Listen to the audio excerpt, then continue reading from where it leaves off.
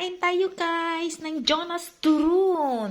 Pero alam nyo guys, kakaiba ang ginamit ko dito guys. Hindi yung saging saba. Yung saging na nabibili dito, yung banana table, yung gina-export, yun ang turon ko guys. Ganun na klase na saging guys. Kasi hindi ka talaga makabili dito yung saging na saba. Wala talaga akong makita guys. Pero guys, na-try ko na to guys. Masarap siya guys, promise. Mas matamis siya kung yung saging na ano kanang tawag niya sa saging? Hindi man siya tundan. Kung sa atin kasi tundan ba? Basta yung green ganida guys, yung gina-export. Yun kasi yung saging dito. So, eto guys, ginawa kong turon. So, 6 lang ginawa ko guys. Ang niluto ko guys.